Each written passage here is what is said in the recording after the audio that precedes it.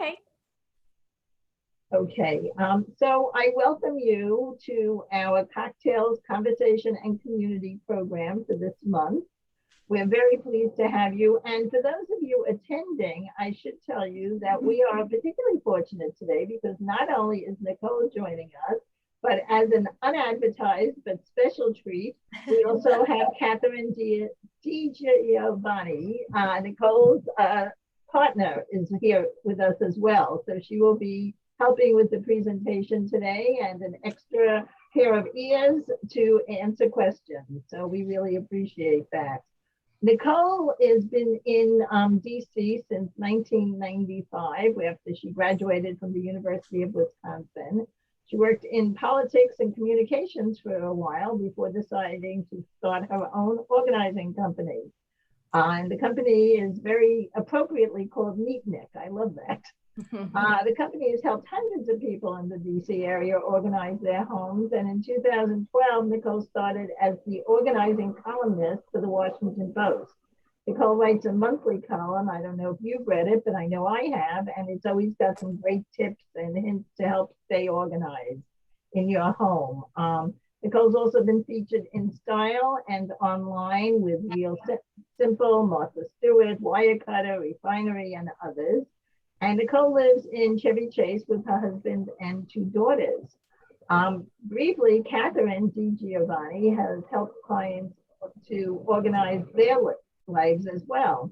Catherine is a lifelong organizer with a background in communications as well. She understands the many demands that living can place on people in general and how overwhelming it can be if you're living your life in disorder, which I do think is something that all of us sometimes are guilty of, and it certainly can be overwhelming. Catherine has a passion for the arts and relishes the opportunity to bring beauty into people's lives. Catherine lives in Bethesda with her husband and two children. So I thank you both for joining us. I really appreciate you giving us the time to be here. And for those of you who have signed in to participate in the program, please note we do ask you to stay muted until after the program if possible. We do leave a time for questions and answers. Also, if you prefer to put a question into the chat box, I am happy to ask it for you. Before we start the formal part of our program, though, one of Nicole's, I guess, clients is how I would phrase it, is here and would like to say a few words as the way of the final introduction. So Betsy, can I invite you to join us? Thank you very much. Hi, everybody. I'm Betsy Kleeblatt. I am an old member of the Hillendale Homeowners Association and a new member of the Georgetown Village, and very happy to be. As organized as Catherine and Nicole are, I'm a lifelong disorganized person. And they're smiling, but they know where I'm coming from. I have had several moves in my life that did not go particularly well. And 2 years ago, I started with first with Nicole and then ultimately with both of them getting ready for a move to the first time in my entire life to my own house. My own house. I got divorced a few years ago and I decided to move, and I'm very happy. I was also very scared. And since that time, I physically moved a third of a mile within Hillendale. Since that time last October, I have continued on my quest for organization at the hands of Neatnik.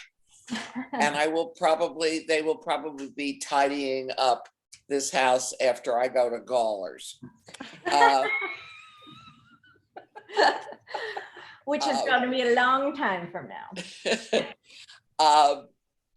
Nicole and I have become very good friends, and I respect the work that both these ladies do so much, and they can take a situation that looks insurmountable to a regular person and just make it happen. And it is in that vein that I am delighted to introduce both of them, because they can organize your stuff and organize your lives and organize your re-entry into the world after this horrible year and a half. So take it away, Neatnik. Thank you, Betsy. That's so nice of you. And of course, we love working with you. And, we're so happy to help in any capacity we can. We are going to share our screen now. So I think, Lynn, can you enable us to share our screen? Oh, sure. I would have done that before if I knew you wanted to. 1 second. Thank you. Sorry. No, not a problem at all. Here you go. You should now have screen sharing capability. Okay. There we go.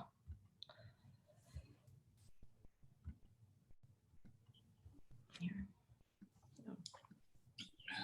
And then go to full screen view. There we go. Okay. Can everybody see that? Looks Yes. good. Okay. Well, that seems like a big accomplishment. As many calls and presentations as we've done, you always wonder if it's actually going to work.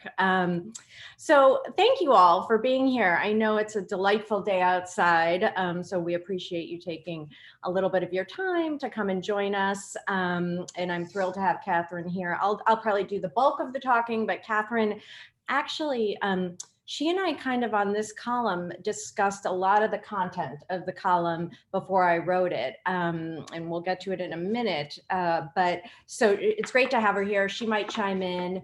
But thank you all for being here. So let's see, sharing is paused. Bring your shared window to the front. Oh. Here you go. It's okay. It resumed, yeah. Okay. So, right. So this column ran in April in the Washington Post, and it was, the headline was sort of, life is about to get busier again, and here's how to keep your time and mind organized. And sort of the way this came to be was that I was planning a vacation with my family just to Florida, our first sort of venture out in over a year. And I was having a really difficult time, kind of, for as organized as I am, getting sort of everything in order and figuring out how to do something that we have always, done, or at least have done in the past decade. But this time it was a little bit harder. And so I started to think about, and Catherine started to think about, I bet other people are going to have this problem too, right? Like re-entering, like in some ways the shutting down was not as difficult as the re-entry, right? Because we all just had to do the same thing. We were paranoid, we were petrified, nobody knew what was going on. We shut down, we stayed inside. But now, as things change, all of us are sort of dealing with the re-entry in a little bit of a different way. So what just happened? Yes, the pandemic, right?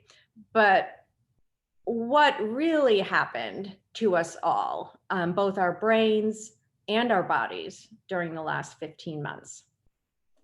So obviously we all were a lot less physically active, at least in the beginning, and maybe, throughout. We were moving around a lot less. Our brains had to sort of take in a lot of new information, a lot of anxiety-provoking information, a lot of sad information, and it all sort of happened so suddenly. And then we kind of got used to it when we kind of got used to living the way we were all living in quarantine, or at least, in our partially public lives. But a lot of time was spent with ourselves, with our families, relearning how to do jobs, all of these things. So all of that, we can't just say, oh, this pandemic just happened. It really altered sort of how, as you all know, how we approach everything in our lives. And so as we start to return to quote unquote normal, our new freedoms are allowing us to reflect on what we just lived through and what we endured and what we lost. And I saw this quote just recently after my column, and you'll see a lot of articles that are being written sort of about this now, but that only as you start re-entering your normal lives and doing the things that you haven't done in so long, are you really able to grasp what has sort of just happened, right? Because when you're in the middle of it, you're kind of just doing what you're doing. But once you start moving out again, then you start to think back and reflect and compare and contrast. And so I thought that that was a really interesting thing. I mean, of course, we were all thinking about what we were going through at the time, but it was, and is a little bit different, you know, our perspective now as things start opening up again.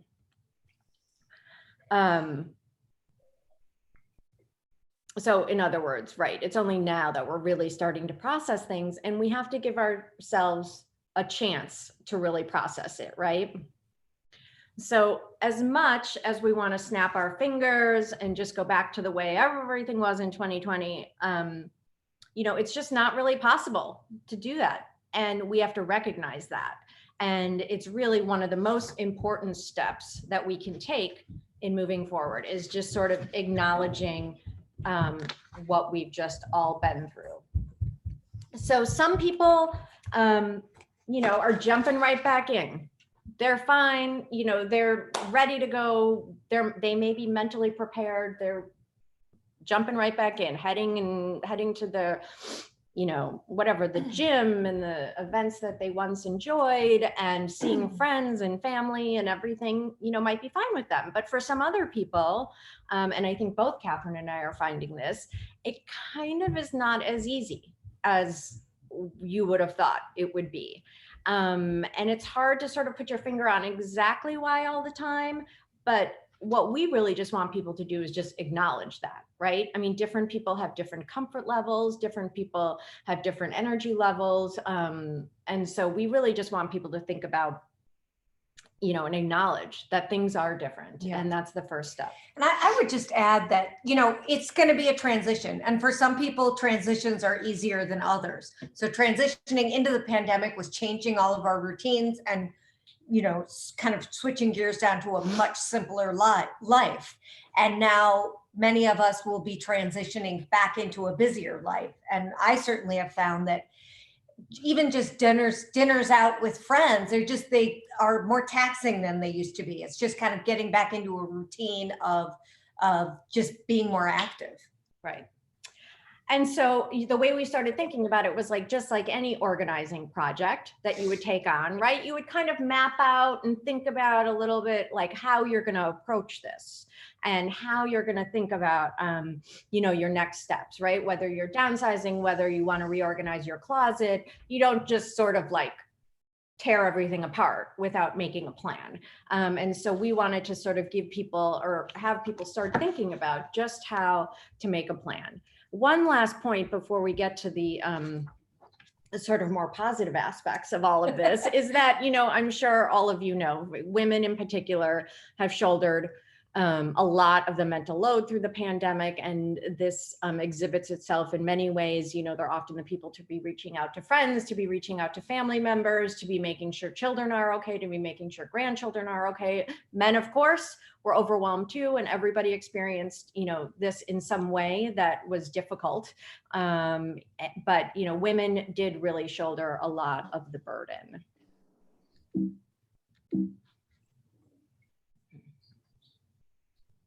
Okay, so having said all of those, you know, sort of the challenging parts of where we are, more optimistically, right? This is an opportunity that none of us has really ever had.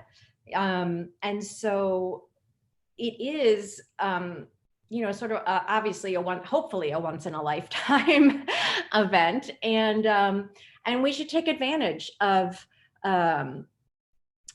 the place we're in, even though it's difficult, and deciding, how we want to restart our lives, what we want to prioritize, how we want to spend our time, what is important to us, all of those things. And so, but we have to be really intentional about it. And this is the perfect opportunity to be intentional about our time, our homes, our lives, our activities, all of the above.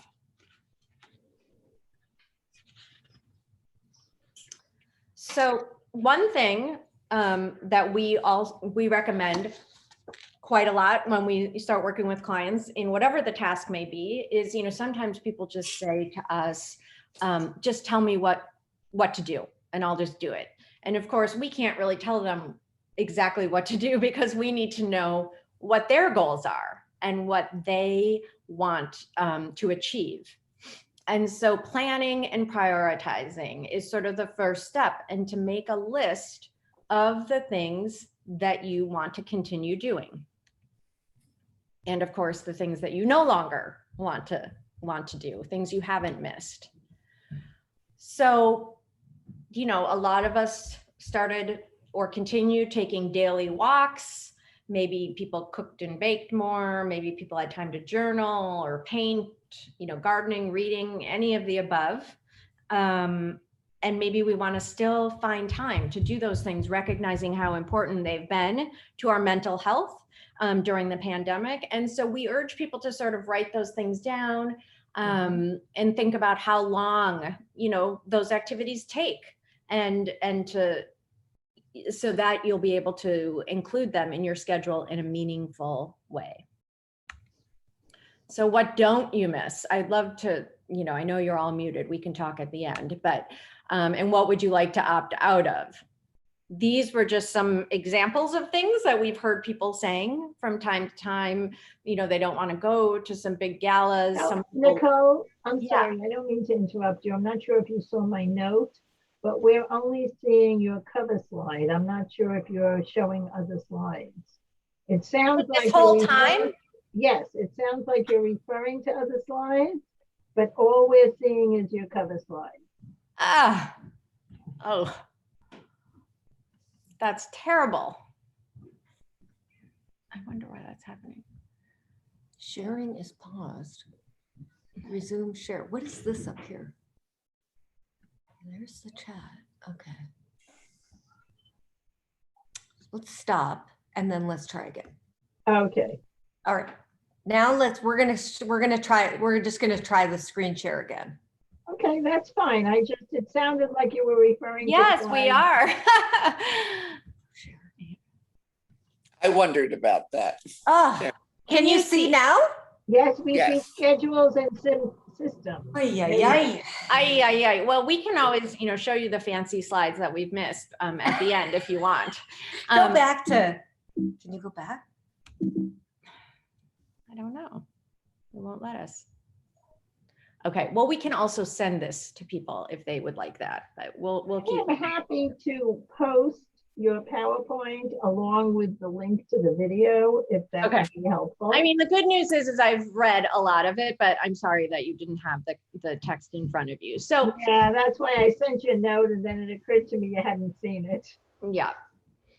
So, it's easy to sort of think, okay, I'm going to continue doing this, I'm going to continue doing that. And then life takes over and activities come up and family commitments come up. And then you never get back to doing the things that you once were enjoying so much during our more simpler pandemic times. And so we want people, and we have suggested to people to write things that you wouldn't normally write in your calendar. And, I mentioned here that if you use an electronic calendar, sure, enter them there, but that however you keep track of your appointments, include things in your schedule, like my daily walk between 9 and 9:30. Also a dinner out or a meeting with, a colleague or something like that. But maybe it's on a Sunday morning, you're going to bake, bread for the week or something. Or Sunday nights, you're going to, I guess I have some examples here, but it's not letting us. Does this have a touch screen? No. Let's minimize that. Can we go back to that? There we go. But it's not full screen. There we go. Okay. But no, okay. So, if you've been working out at 8 a.m. on Tuesdays and you want to continue that, put it on your calendar. Some people have started a new book every week. If you're used to ordering groceries from Instacart every Monday, put that on your calendar and continue the practice. but there's science behind, if you write things down, you're probably more likely to ensure that your time is protected, and you'll also remember it more easily than just typing it into an electronic calendar. So I always, I use a paper calendar, I use a paper to-do list, even, I know that a lot of people are switching over to fully electronic, and of course, the younger generation really likes that. But for me, I like to see, an entire month on paper, make changes, be able to erase. So just be intentional and write the things down and try to fit them into your calendar, and then book around those as opposed to the other option. So delegating and automating, which, we all learned to automate so many things during the pandemic, which has been really lovely in a lot of ways.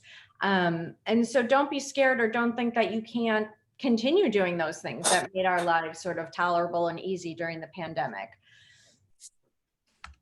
A lot of us were cleaning our own homes throughout, and, spent probably more time than we'd like to admit cleaning our homes and cleaning up after others. And maybe you're just tired of it and you want to have somebody come in and help a little bit. Maybe, you had medications or pet food delivered during the pandemic, so you didn't have to go out and get those. And it's okay to continue those for sure. My husband even had somebody come to the house to cut his hair outdoors. And I think he's going to continue the practice instead of going down to his DuPont guy where you could never park and it was hard to get an appointment. So just because you can do those things doesn't mean that you have to, and you don't need to be pressured to. Although if you, but some people might relish the idea, right, of going back to the grocery store. Maybe you like to get your steps in as you're wandering the aisles. Maybe you like to see all of the, be able to see more than you might remember to buy and consider all of the options. So by all means, again, we really just want people to sort of think about how they want to spend their time. There's no right or wrong way. It's however you feel most comfortable and whatever is most efficient and convenient for you.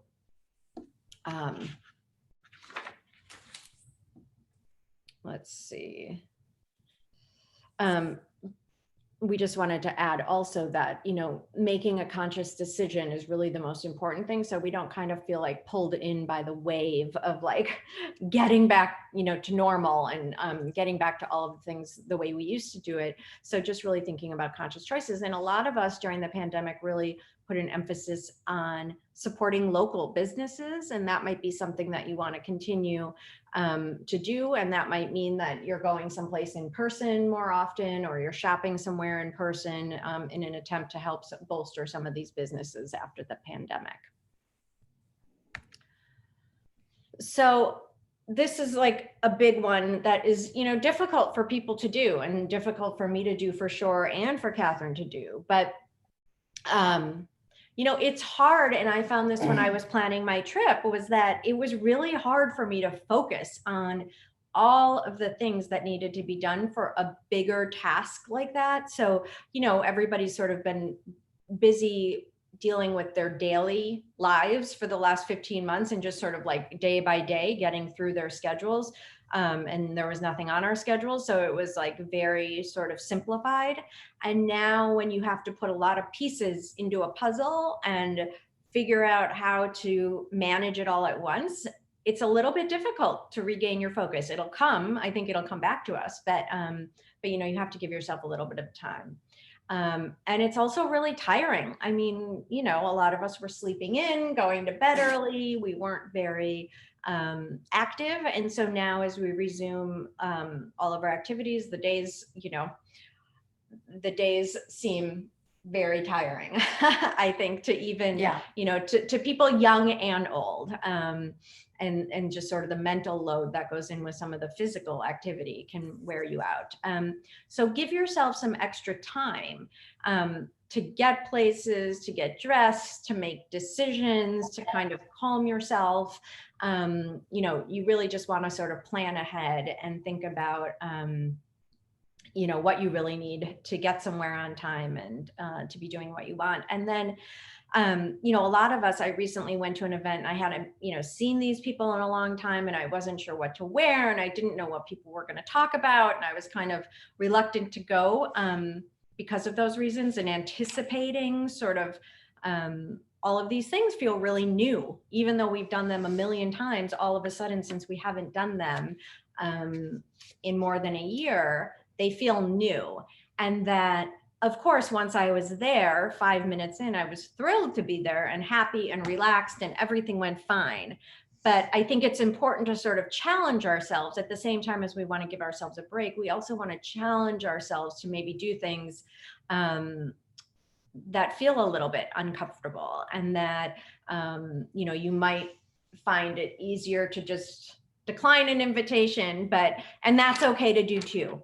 But that, getting back into the swing of things will involve a little bit of discomfort, I think, and that you just have to kind of push through it. Right, just getting out of your comfort zone. So that is really sort of the end of the presentation. And we, of course, want to have hopefully a robust conversation about what you all are experiencing and how you're feeling right now.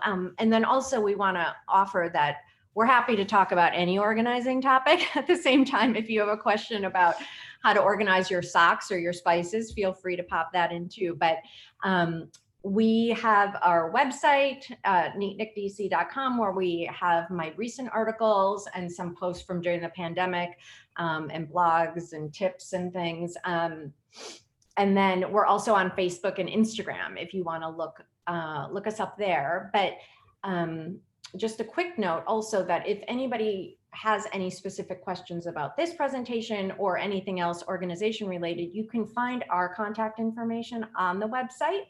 And feel free to, of course, email us with any questions or anything that you might be interested in learning more about. We're happy to respond and get back to you.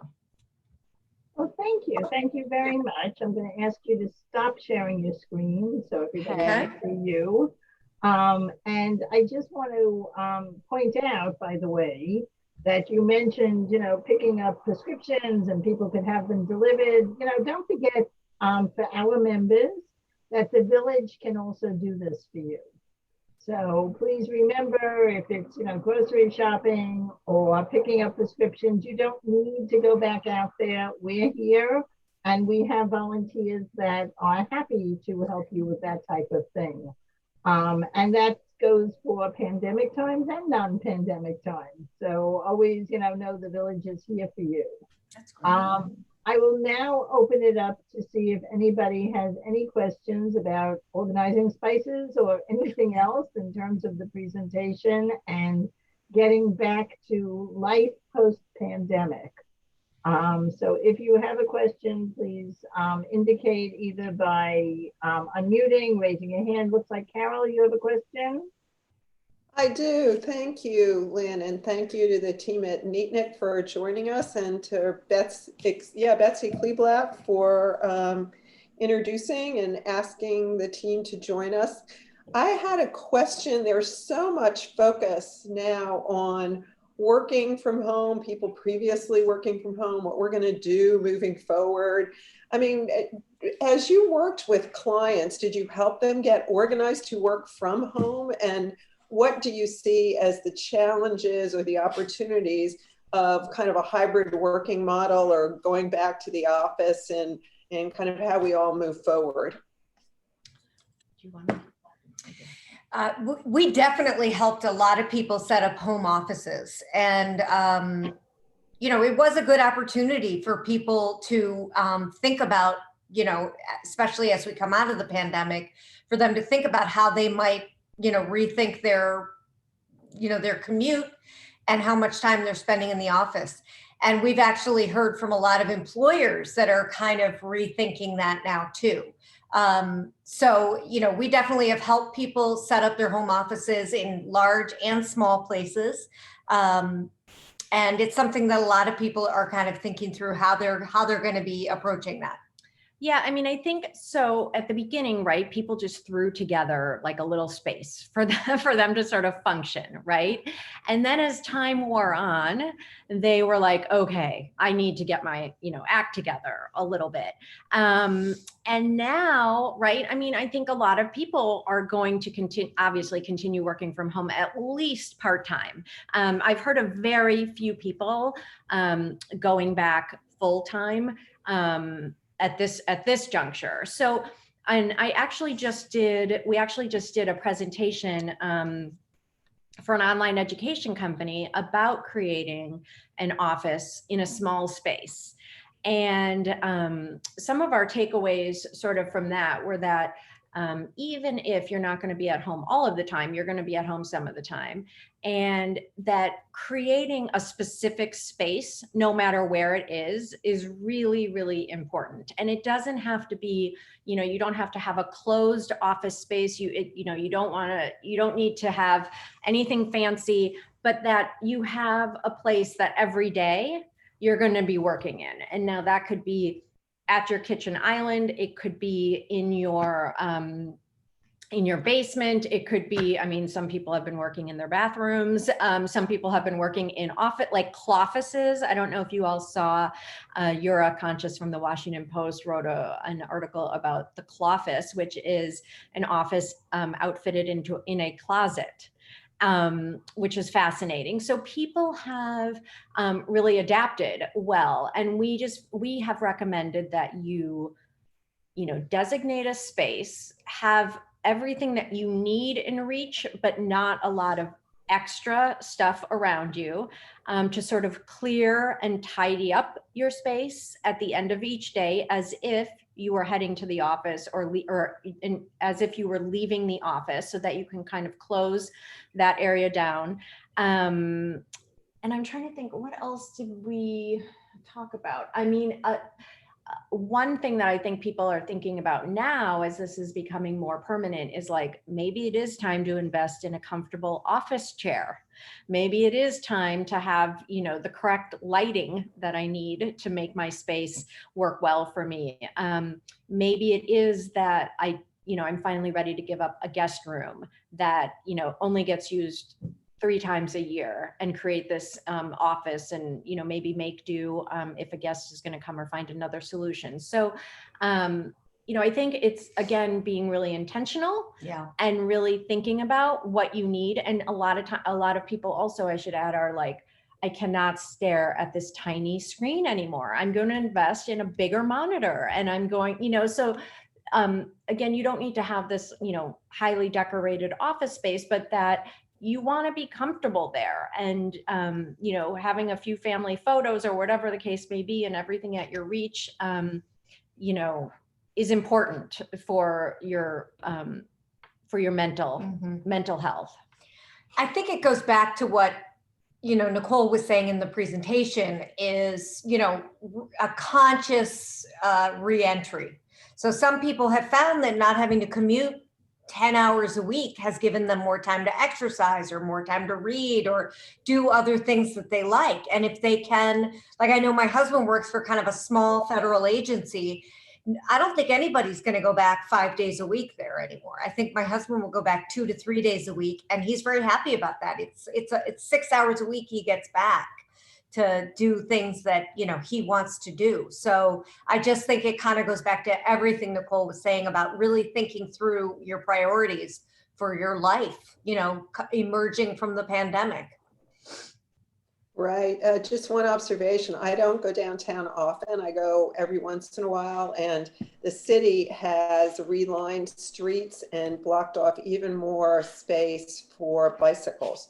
And public transit is not nearly what it was before. So people who are hesitant to go back, wait till they see the traffic.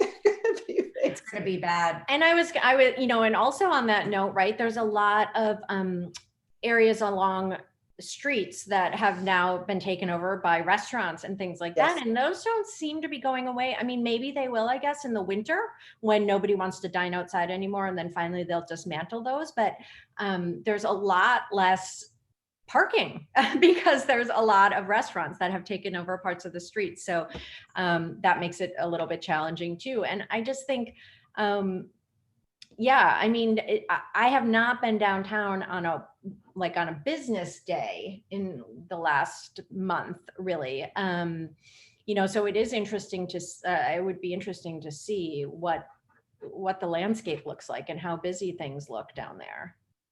Exactly. Well, again, thank you so much for your time and your observations. Very helpful. Thank you. Lynn, you're muted. Sorry. I was just going to say that I can tell you from the, from the employee side of it, that my daughter, who currently has like a room and a, bedroom and a half, almost a 2-bedroom, is looking to move, and she was deliberately looking for someplace she could set up a home office. Whereas, she has one now, and she knows, even though she may be going back into the office, that she still wants a space to work at home. So I think people are beginning to consider their spaces differently than they did pre-pandemic. Whether it's a full-time thing or a part-time thing, it's now in your mindset, where can I work if I'm going to be home? Mm-hmm.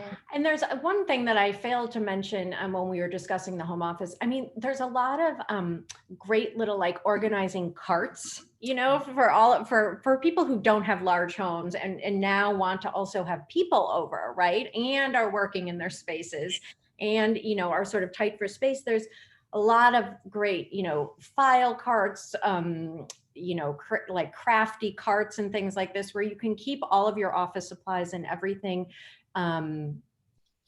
right near you. But then if you're having people over and you want to, roll it into the closet, you can go ahead and do that. So, with obviously all of us, a lot of people working from home and spending most of their time on a computer, right? There's just not that many supplies that people need. Mm-hmm. And yet it's nice to have a calendar nearby, a pad of paper, some extra chargers, whatever the case may be. So you always need a few things, and maybe some hard copy files, but, and so you want to make it easy to have all of that on hand, but you also, especially in small spaces, of course, maybe don't want it sitting out all the time and want something portable that you can move around as you need to.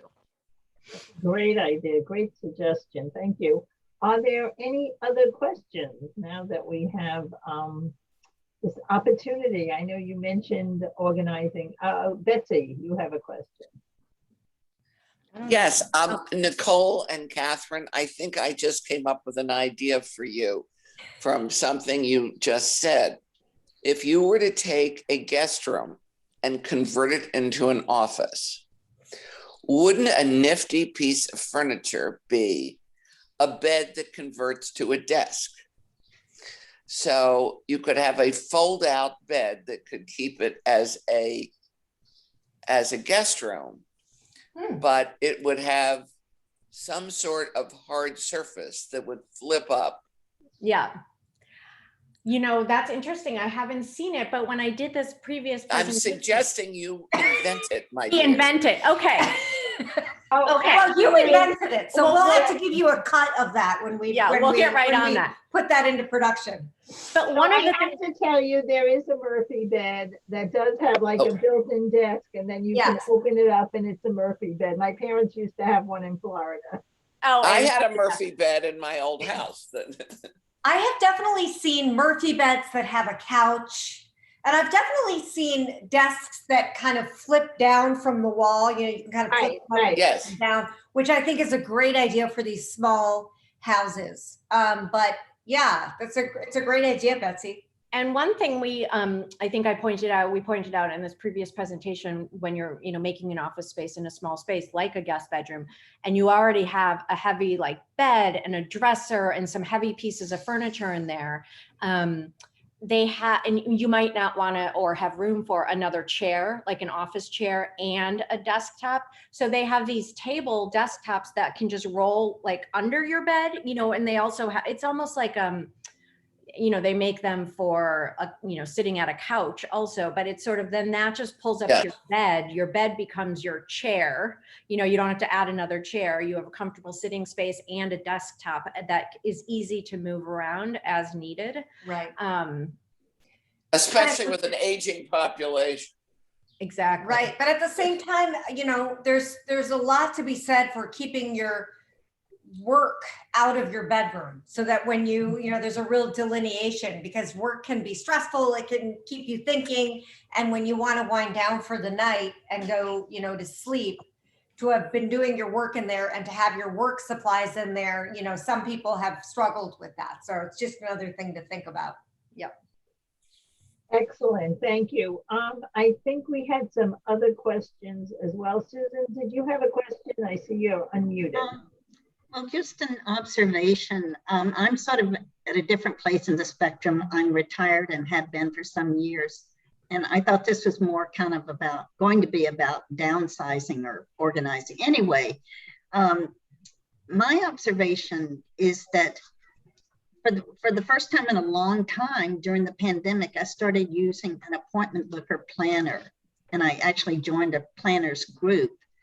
And that was very helpful for me to sort of figure out how to fill in those times when, you're by yourself and can't socialize. And I found that very effective, to do just what you were suggesting, to make sure you put in time for things that you find relaxing or enjoyable, and not just, and then it made the drudgery part less onerous. But I did do a daily routine that I haven't been doing in a long time. And I set the bar pretty low, make the bed. Yeah, absolutely. And, and now with Zoom, tidy the living room because people can see behind me. Yeah. And my office is actually behind my couch in my living room. And it's not really an office because I'm not working, but where I have the computer and everything. Right. And I bought a media center on our listserv, and it's perfect for the small amount of files and things I have. But anyway, well, that gave me a sense of being somewhat productive. Absolutely. Planner. Thank you, Susan. And to follow up on your question, I guess, or what you were hoping to get here today, is I'll ask our Neatnik if you have any advice for somebody thinking about downsizing. Oh, absolutely. It's a big part of our business. It's a really big part of our business. So we will, just put that out there. We help a lot of people downsize.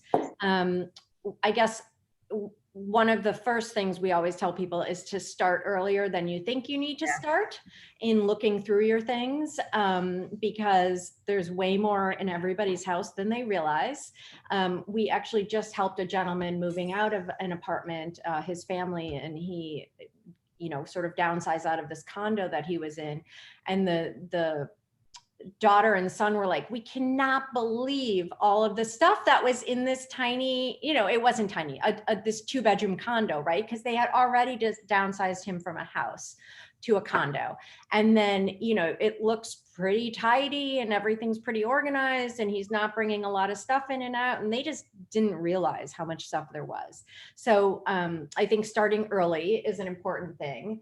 And then, just really sort of, I guess, thinking about how you want to get rid of things, right? Because in the same vein as starting early, right? Like a lot of people have a hard time getting rid of things because they want either a family member to take it, or maybe a friend is interested, or they want to make sure they donate it to the right place and somebody can use it, or possibly they want to sell it. And all of those things and those processes take time. We love helping people find homes for things that they can no longer use in a new, smaller space. We help people sell items.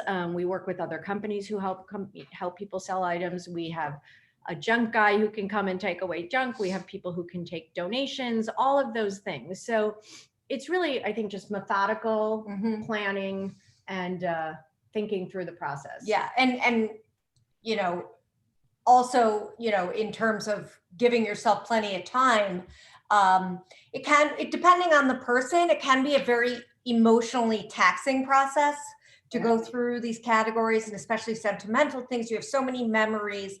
So doing that kind of work for more than 2 to maybe 4 hours at a time is really all that's reasonable. It's just too exhausting. You cannot do, you know, sort through some of this stuff for 8 hours. So you want to make sure you give yourself plenty of time. And, you know, as Nicole said in the presentation, give yourself a break. And also, you know, in terms of getting rid of things, sometimes it's a lot easier to get rid of things when you can picture it going to a home where they'll really appreciate the stuff. So if you know somebody who would like it, or you can picture, you know, we donate a lot of things to a group called A Wider Circle. Yeah. And they help people get their apartments set up. And when you think about, you know, I've got these 4 sets of dishes, but, you know, to think about somebody getting their apartment set up and being able to use those dishes, it's a lot easier to let go of. Yep. And what was I going to add to that? Oh, just about the emotional decision making. I mean, of course, we help people with that a lot. But, you know, sometimes you can just have a friend or a neighbor or, you know, maybe a relative, although sometimes relatives aren't as helpful. It depends. It just depends on the come people. over and like help you, right? I mean, because decision fatigue is real. And especially when you're, you know, looking at decades worth of stuff. So, you know, we always recommend, you know, trying to have somebody there to help you, and then to sort of think realistically about where you're moving and what is actually going to fit, right? Because a lot of times that can be a good guiding principle, right? I mean, if you actually know, it's like some people think about downsizing as just like, I'm just going to do this, but I don't really know where I'm going.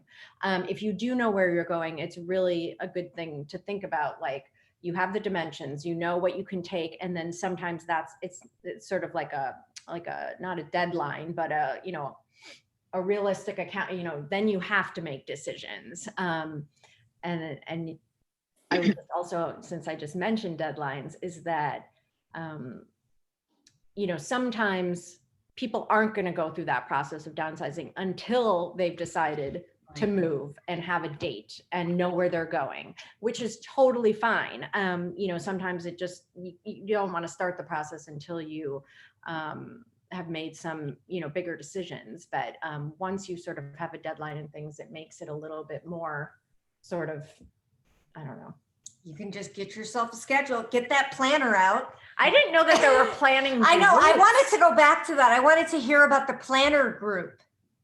It's through the Palisades Village, and it's run by a woman who I think she's considered a life coach, but she works with Georgetown University. Ah. And yeah.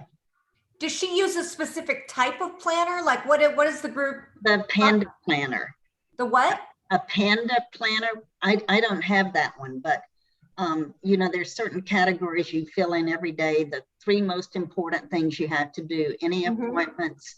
And then a very big one with her in this group is self-care, which can mean anything from health or exercise, or what you were saying, you know, allowing time to paint or do some hobby. Right. Cool. That's great. Thanks for sharing that with us. Yeah, I mean, I guess that we are sort of intersecting with the self-care industry right now in the sense of we all sort of learned a little bit more about that during the pandemic because we had time finally to think about, like, how are we going to survive this, and, you know, what are the things that make us feel calmer and make us, you know, help us cope. And so I think there's a lot of that jargon but also, you know, sort of intentional ideas about, and it's important. I mean, we should have all been doing that all along, and we've, you know, you don't want to lose your progress. So I think scheduling and penciling those, you know, things in, whatever they may be, is really important moving forward. Yes, Betsy. Absolutely, Betsy, yeah. I just wanted to add one thing that I have found very helpful from a position of being very scared. And that was, I moved in 2007 from a 6-bedroom house in Spring Valley to a 3-bedroom house in Hillendale. And we had a second home. Second home is no longer in play. I found with both moves, both in 2007 and in this last move, that it was very difficult to get my arms around what was going on until I knew where I was going. Mm. Once I had identified a house, it could have been a condo, it could have been an apartment, it could have been anything. I couldn't really focus. I have trouble focusing anyway, but I couldn't focus at all. And I would say to people who are there, especially from Georgetown Village, who are contemplating downsizing, that it's as terrifying as it may be. If you can identify where you're going, it takes a lot of angst away. Yep. There's still some there. It's not magic, but Well, I think it's Yeah. helpful because then you can envision yourself in that spot, right? And it also like gives you something to aim for and to think about and to, you know, look forward to, right? Because Right. downsizing doesn't always have to be a terrible experience, right? I mean, Right. I'm kind of looking forward to downsizing, even though I'm not quite there with. stop that. I'm going to tell your children. I know.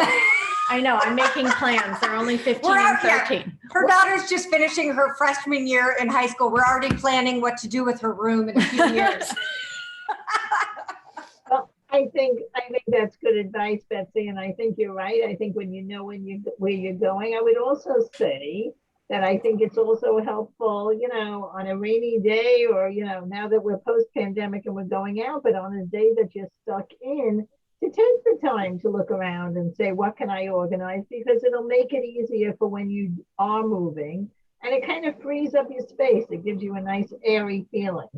Absolutely. Absolutely. There, it can, and it's, I always say like organizing and, you know, kind of culling down your stuff is like working out. It's a little bit like a muscle. Like once you start, you build up a little strength and you get better at it. And so, you know, if you can start with a category of things that you think might not be that hard for you, then you can start working on some things that might be a little bit easier. And also you're never really done organizing. Right. As sad as that may sound, I mean, it's like, it's not really like a destination, you know, like, oh, I'm organized now, I'm done, right? So you can always, you know, there's always stuff that you can be doing. And I mean, I was just doing this yesterday. I was looking through some things in my office, found a few things, got rid of them.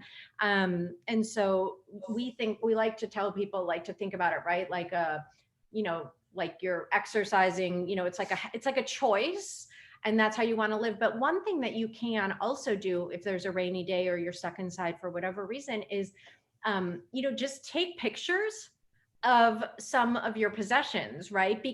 Or the most important pieces, because that will inevitably help you anywhere down the line when either you're trying to sell, you're trying to donate, you're trying to give away. You can kind of take an inventory of pieces of furniture that you care about and their, you know, their history and what you might want to, you know, I'm not talking about, you know, things in your junk drawer, of course, but just, you know, art, jewelry, some of the bigger pieces that you care about. I think it's never really too early to think about those big items and photographing them. And it's also just helpful because it's like it makes you feel a little bit more in control to know what you have and what you're going to be dealing with instead of this vague idea of downsizing, right? Because then you actually have kind of steps to take for different categories of things. Yeah. Absolutely.